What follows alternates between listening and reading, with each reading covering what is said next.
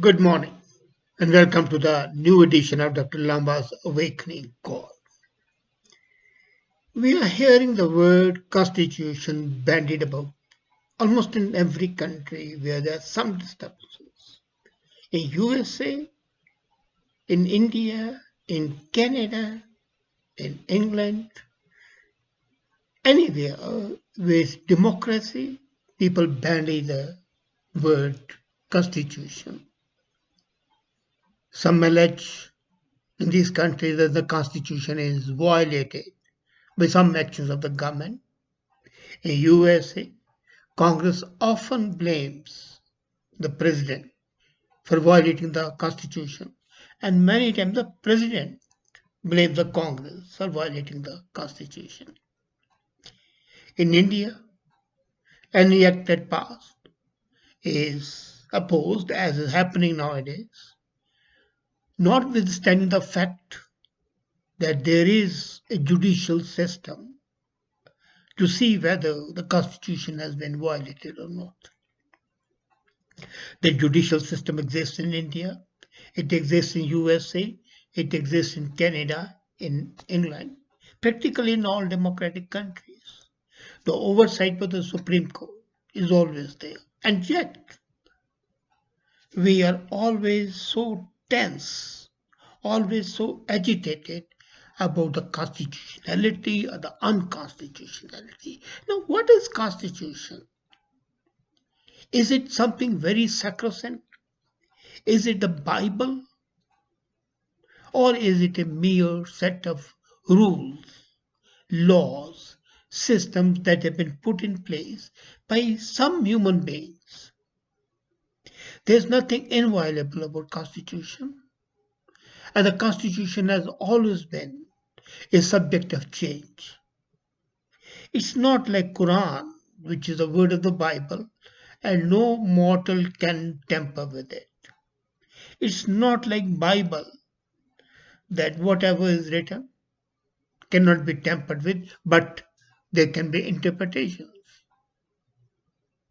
It is a document which delineates the role of the various organs of the government, the rights and the duties of the citizens, and the systems that should be put in place. The need of those systems can change over time. The needs of the processes can be outdated, old fashioned, and the new processes need to be evolved or put in their place. So, why this hullabaloo? Why all this sound and fury over something which should not be there? It detracts. It detracts from the governance, it detracts from the major issues. And many times I've seen that people who talk of the constitutionality, if you ask them which part of constitution does this law violate, they are dumb, they are mute, they don't know. Because majority of the protests anywhere, whether it's USA or India, are manufactured protests. They are prompted protests. And many times people who are protesting are not even aware. They have been paid to do something, they have been exhorted to do something, they have been persuaded to do something, or they have just followed the statements of some interested politicians and accepted them. Why do we think Constitution to be a sacred document? There are different ways to view or change the document. American Constitution is very difficult to be amended. And that's why the amendments are about a score or so. The Indian Constitution can be easily amended. It has been amended umpteen times. So the very fact that the Constitution can be amended shows that's not a sacred document. It's not something inviolable. It's not something that is eternal, everlasting, permanent. After all, it's the work of the human beings who in their own times might have been the best of the brains and the finest people. They had no axe to grind. They put in those systems, those processes, which they deemed to be the best, and possibly they were the best for their time. But change is the law of nature. What was appropriate at their time may not be appropriate today.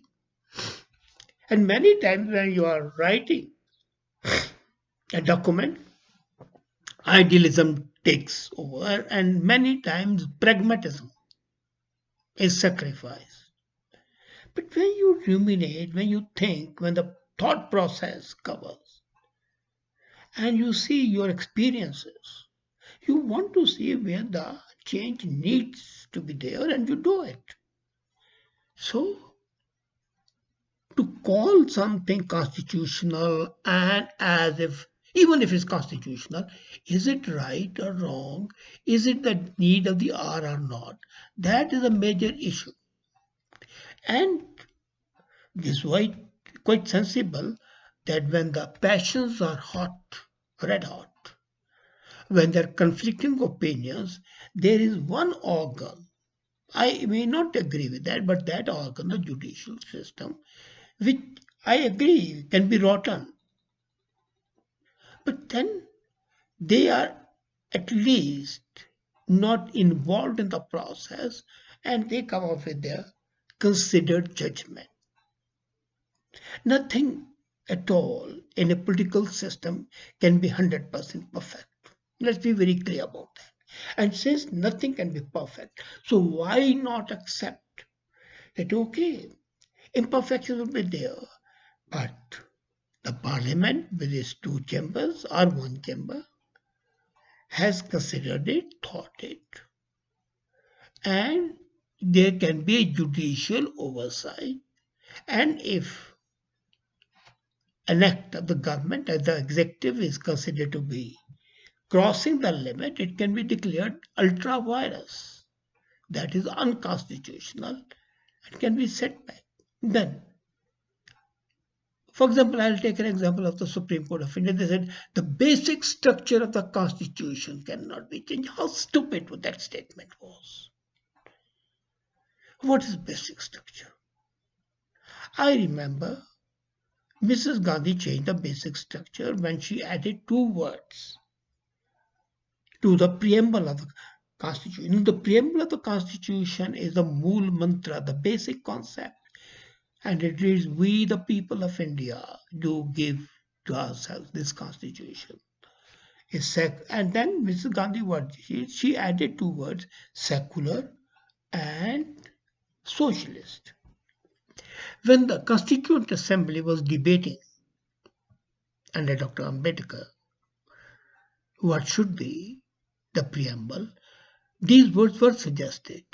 But despite the fact that India had decided to be secular, the political leaders at that time did not think it appropriate to put in the word secular or socialist because the economy was not to be socialist.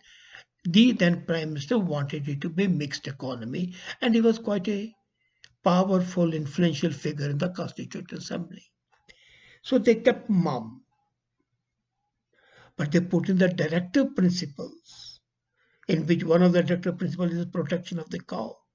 So, but that's not a directive principle, is a guidance to the government. And if it's a guidance to the government, why should it be objected? Then Indian Constitution is the largest written document. It has the fundamental rights, and then Mrs. Gandhi added to that fundamental duties because we at that time discussed it, and we said that every right has an equal duty. A citizen, you give him right, but that right is not a solo thing. It has a corresponding duty. My right depends on the performance of the duty by others. So there should be fundamental duties as well. No, people always go to the court that the fundamental rights have been violated. I'm yet to see a single petition saying that the fundamental duties have been violated and so not performed his or her duty. Why is it that people only want their rights to be protected and do not want to perform their duties? Now come to the word socialist and secular. All this noise today is on the fact that the word secular has been violated by the latest acts of the government. Whether it has or not, I have discussed separately.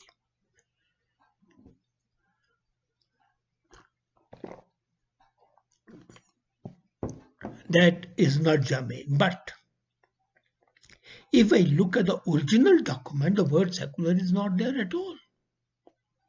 It was amended. So, what prohibits the government,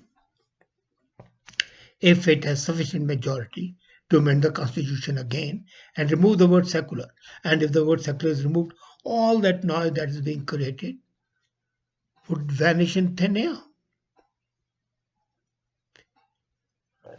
You see, constitution has to be seen as a set of directives, methods, processes, and not something as an oracle or a divine intervention. Say directive. No, it's a work of human beings, capable, honest, had integrity, but much water has flown in the rivers since then. And what was pertinent that day may not be pertinent today. And that being so, why should the word constitution be invoked in protest? Well, if they have a doubt, go to the court of law. And the Supreme Court in India and in USA has special benches. The constitution benches who look at the validity of any act of executive or parliament. Now, on the one side, we say the parliament is supreme. Here I have a grouse with the political pundits. When they pass an act in the parliament, and if they don't have a majority, they cannot get their amendments done.